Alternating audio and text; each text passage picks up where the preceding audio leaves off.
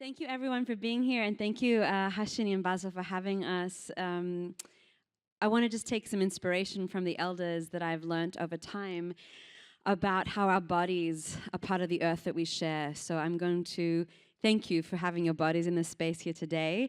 And if you feel like moving your bodies as I speak, stretching, yawning, yawn with me. Let's all yawn together. Yeah, get the juicy goodness going. Get your feet connected to the ground, touch your hands, tense your butt cheeks, relax them, whatever feels good, follow your body's bliss. So my name is Clara Francesca, and along with Anna Wickman, aka She's Excited, we are co-founders of the Extended Reality Ensemble, a multinational XR artist tech collective and curatorial team which seeks to extend realities both for the creatives and the audiences. And we also want to extend realities in the XR technical sense, as well as in practical daily lives, extending the realities of all the diversity that every single one of us has when we walk into a room in any given space. And I'm personally and professionally really proud that Anna and I have committed to this question of how can we all coexist alongside our diversity. And is it even possible to do this? We have many examples of how we've done this, but one is in 2021, XRE was the curator of the inaugural Ars Electronica New York City Festival Garden.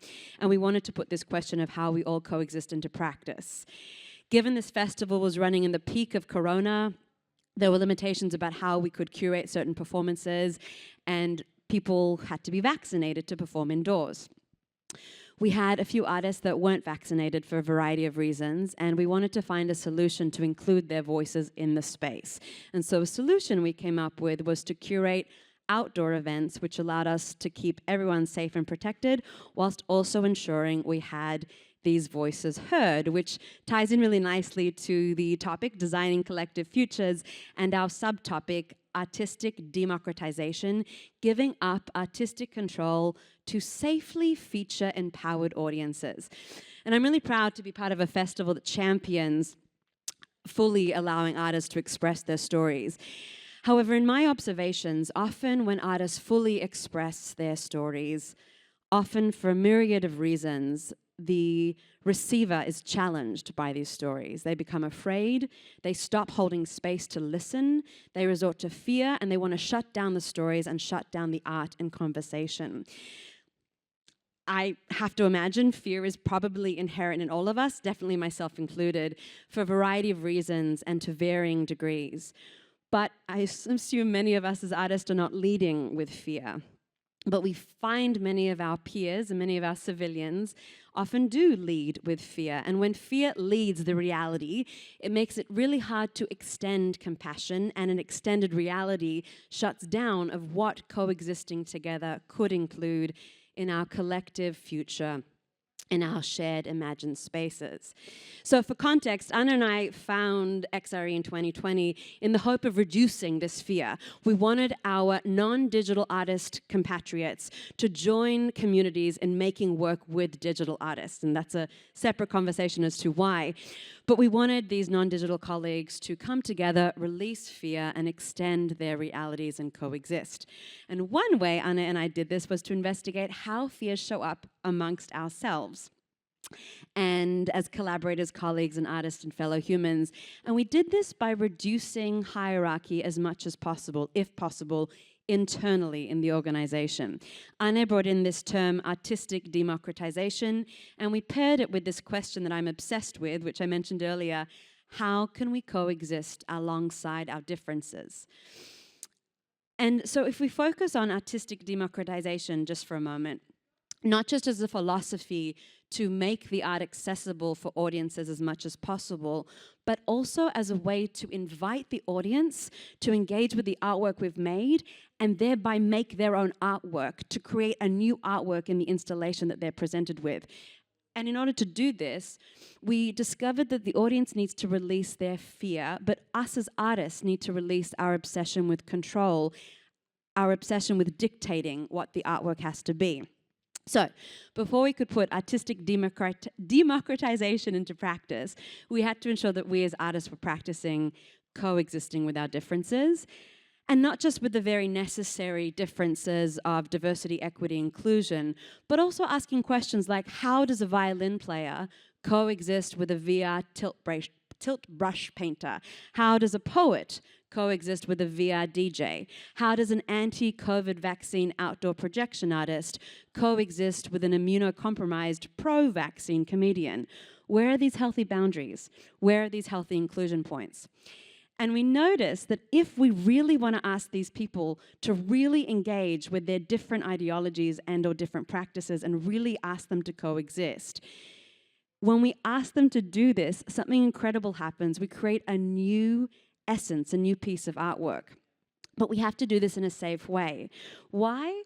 Because if the audience feels safe to release their fear, they become empowered to become the main role of the performance, releasing their fear, and a magical thing happens where this extra piece is created with them. And in fact, Anna and I saw this yesterday. We have an installation in the back room called Letters Without Borders, where we had 2 audience members come in. They're 2 composers in their own right, and they started jamming with the installation we created, specifically to make their own audio composition, which was amazing, right? So we've got an art piece that we've created, and now we have this third thing that these artists are creating by themselves. So Anna and I then asked, well, how do we get audiences to immediately release their fear? And we came up with this term of joyful confusion. It's not talked about this way, but if anyone's trained in Buffon or clown or commedia dell'arte, joyful confusion is a necessary ingredient. The clown becomes the silly archetype and the foil to work against, so the audience feels at ease, and then the clown in turn safely makes the audience the featured act.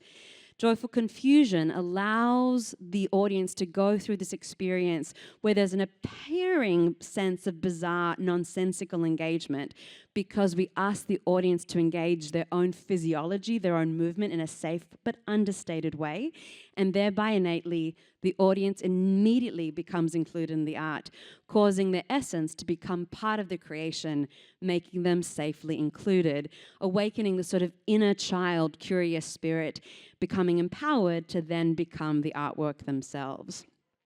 Many artists, myself included, sometimes we obsess about creative control. It needs to be interpreted a certain way.